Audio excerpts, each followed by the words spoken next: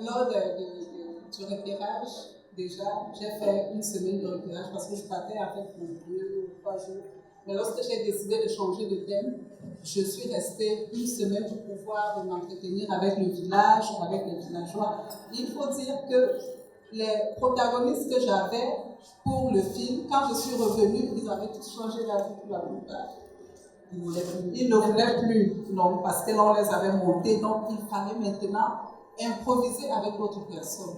Et comment tu trouves? Est-ce que tu es satisfaite? Bien sûr, je me suis dit. L'improvisation, c'est des choses inattendues. Oui, bien sûr, bien sûr.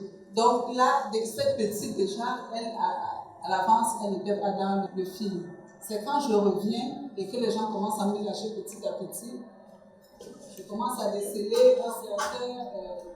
donc il y a Philippe qui naît avec certains personnages pendant le tournage. C'est donc comme ça que certains personnages sont rentrés dans le film. C'était une très belle chute, très en beauté pour une jeune fille qui n'est pas préparée à jouer du cinéma. J'avais l'impression qu'elle faisait un bon film indien. Alors, je ne sais pas, quelqu'un a une question tout de suite? Zénabou Komboa, la réalisatrice, mais notre mère script. La mère de script, oui. Bon, c'est un film que nous savons tous que ça se passe au final. Et vraiment, voir sa image, pour moi, j'ai été dégoûté. Alors, une proposition, est-ce que la réalisatrice a eu à présenter ce film à l'Assemblée nationale? Est-ce que ça ne peut pas passer par la tête? À l'Assemblée nationale, devant les parlementaires et les députés. Est-ce que ça se fait déjà, ça? On présente des films? Bon, je vais essayer. C'est vrai que je sais pas comment rencontrer ce type de personnes. Donc, mais pourquoi tu voudrais qu'on le présente à l'Assemblée? Il y a quel problème t'as le plus choqué? Je suis choquée par l'exploitation.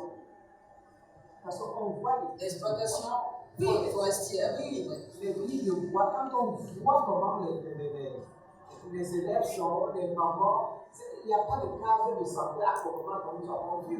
Il n'y a rien. Donc je me dis, si tu peux même offrir ça au président de l'Assemblée, il le gardera même chez lui. Peut-être qu'il ne s'imagine pas quoi c'est pour lui, la baisse on exploite tout ça. Ça peut faire quelque chose. Et pourquoi pas, on va leur créer ça là. Pourquoi cette focalisation sur l'exploitation forestière? Pourquoi d'en faire un film? Pourquoi cette focalisation? Déjà au départ, il était question, en fait, j'avais participé à un concours panafricain et le thème c'était l'attitude Quest for the Good Life. Quest for the Good Life. Oui. Donc il était donc question, pour moi au départ, il était question de montrer qu'en fait, le Cameroun est riche, mais on ne profite pas de cette richesse-là. C'est donc pourquoi j'avais pensé à l'exploitation forestière au départ, de montrer qu'on a ce bois, mais dans nos écoles, il manque de table-banc, il manque de tout ça, donc dispensaires. Pas forcément des dispensaires, mais beaucoup plus m'attarder sur le fait que le bois et le table-banc, au moins, ça allait ensemble, quoi. Parce que c'était quand même inadmissible qu'il n'y ait pas d'école, alors qu'on pouvait construire une école avec des planches, qu'il n'y ait pas de table-banc, alors qu'on exploitait du bois et tout. Mais quand je suis donc arrivée, tombée sur ce village-là, je me suis dit, de façon côté positif, des gens qui sont, c'est-à-dire qui arrivent à se mettre ensemble pour l'intérêt du village. Au lieu de montrer tout le temps l'Afrique qui se plaint, l'Afrique qui se... Et là, moi, j'ai voulu montrer donc l'Afrique et le Cameroun différemment. C'est pourquoi j'ai changé du coup, avec le concours, les organisateurs du concours, je suis sortie du cadre du concours. Et là, tu as fait le concours? Non, j'étais déjà finaliste, mais ils se sont rendus compte que moi, je ne répondais plus à leurs questions. Et du coup, je m'étais lancée dans un long métrage et tout ça. Donc, bref, beaucoup de paramètres étaient rentrés en jeu. Ils ont dit non, moi, je correspond plus aux critères du concours. Mais le film lui-même, après que tu l'aies fait, a gagné beaucoup de prix à travers le monde, donc il n'y a aucun regret. Non, aucun regret justement parce que moi j'étais contente de sortir de ce cadre du concours là parce qu'il me limitait beaucoup. Parce qu'avec le financement que j'ai eu, avec la production, ils m'ont dit on veut un film qui fait les festivals. C'était ça. Et là, je me suis dit, waouh, ici je suis libre. Donc, je peux faire ce que je veux. Il n'y a pas de contrainte de durée, il n'y a pas de contrainte de ci, de ça. Donc, je peux me balader comme je veux. Ce que j'ai aimé, c'est cette manière de capter les tranches de vie. En une semaine, tu nous as fait vivre. Enfin, moi, je l'ai ressenti comme ça. Comme Zinabou l'a dit tout à l'heure, on ne connaissait pas ce village, on entendait parler de l'Est, mais on ne connaissait pas ce qui s'y passait. En une semaine, parce que chaque jour, tu nous donnais un peu la chronique de ce qui se passait dans ce village, j'ai eu l'impression que j'ai appris à connaître l'Est du Cameroun par les tranches de vie des uns et des autres. C'est même pratiquement le Cameroun tout entier. Il y a tellement de choses à raconter dans ce film. Les personnages, je l'ai dit, l'instituteur, c'est un personnage haut en couleur. C'est un personnage fort. Voilà quelqu'un qui tient tout un cycle primaire, je dois le dire, probablement de la CIL au CM2. Tous les enfants sont réunis dans une même salle. Et il réussit à intéresser tout le monde, il réussit à faire la part des choses. Je ne sais pas les mots me manquent pratiquement. C'est un jeune instituteur.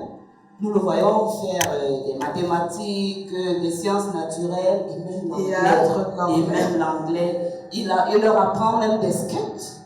Alors ça veut dire que c'est quelqu'un de très ingénieux, c'est quelqu'un qui a de la ressource. Pour moi, c'est vraiment une Afrique qui gagne. Mais il n'y a pas que ça, il n'y a pas que ce savoir livresque qu'il dispense aux enfants.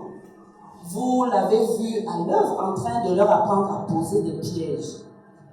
Et ça, c'est très important à l'Est parce que nous savons que c'est une communauté. Enfin, à l'Est, les gens sont très friands de viande de brousse, de gibier.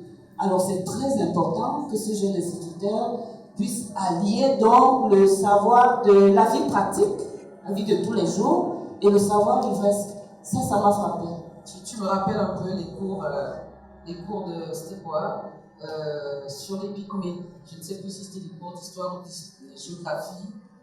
Tout à fait, on disait qu'il y avait de la cueillette, de la pêche, de la chasse et de la chasse. Voilà, des cours élémentaires.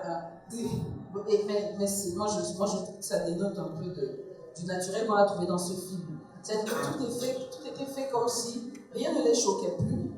Même cette jeune fille qui dit « je vais continuer les études si je ne meurs pas ». À son âge, on ne parle pas de mort. Et moi, je suis surprise d'entendre une jeune fille qui vous dit « ah, moi, si je ne meurs pas, je continuerai les études ». Et puis tout naturellement, il dit « mon père, je ne sais pas où c'est arrêté, je veux juste le dépasser, puis je m'arrête ». C'est quelque chose qui montre il y a beaucoup de résilience, mais il y a également comme une démission. Les gens ne cherchent pas à gagner, ils vivent leur vie tout simplement. Ils ne cherchent pas à être au-delà de ce qu'on attend peut-être dans la société moderne ou je ne sais pas quoi. Mais je ne sais pas si vous êtes comme moi, vous avez vécu la scène du tribunal, je ne sais pas qui a été frappé. Je voudrais revenir un peu sur l'observation faite par Mme Zinabou Pongora pour dire que nous sommes à l'Est. Ne perdons pas cela de vue. Les populations de l'Est font corps avec la nature.